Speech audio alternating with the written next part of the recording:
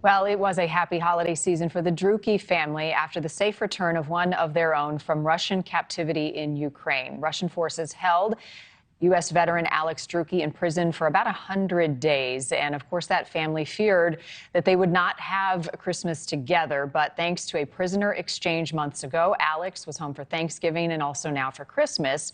And despite their personal relief, the Drukis still say they are keeping the people of Ukraine in their thoughts as the war rages on through winter. Joining me this morning is Alex and his mom, Bunny Druki. Thank you both. It's great to see you as always. Happy holidays to you. Thank you, Marni. Thank you. How was your Christmas? How did you all spend it? Well, we tried to have smaller groups of people because large groups tend to overwhelm Alex right now. So we spent 3 days of partying and decided that was too much. Yeah. Why does it overwhelm you? Talk about how difficult that is, Alex. I'm sure you get a lot of questions. It's difficult to really put my finger on it, but I think I feel different, and like just sometimes it's hard for me to fit in normal situations. Yeah. Talk about the emotional component of all of this and how you're coping right now. Well enough, I really didn't expect to be home for this Christmas, and so it's on one hand it's amazing, and on one hand it's very surreal. But really it's what I keep reminding myself during the holiday season, and what I think every American needs to keep reminding themselves of is that there are millions of Ukrainians who can't celebrate with their families.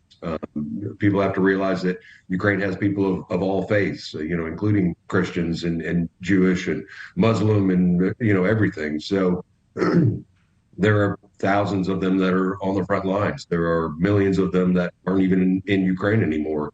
There are millions and millions of Ukrainians that could not celebrate in the way that we were able to celebrate. So have you thought, you were determined to go the first time around and then you went through what you did. Have you considered going back?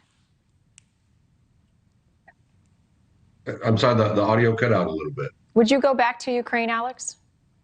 I've thought about that. I have some mixed feelings on it. I would much rather go during rebuilding. I really hope that this war ends soon. I was very impressed by President Zelensky's speech. I thought he really hit the nail on the head.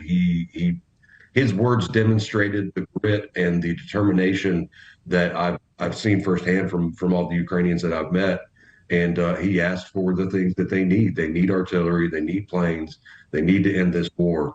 And then I would be happy to go back.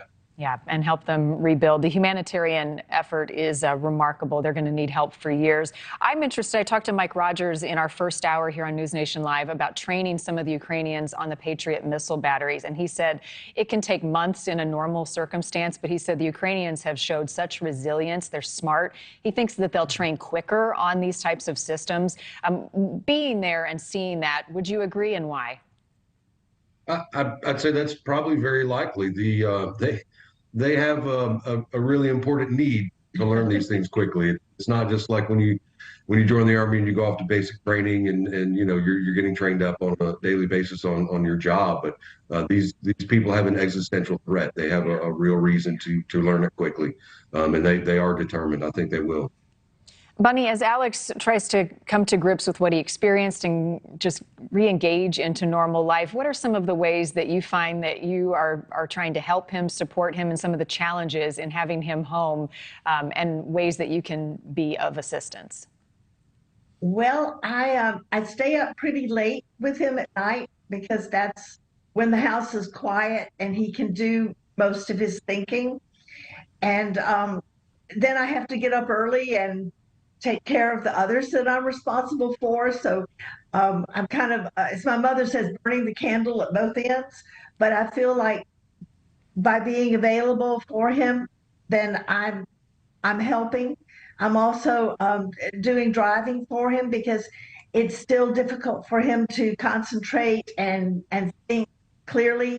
That is improving, but he's still a little hesitant to get out on the roads, and so I'm doing all the driving for him, which is different. It reminds me back when he was like 15 and I had to take him to high school, which is not a comfortable feeling for a 40-year-old person. So, even that is making him feel out of touch with reality.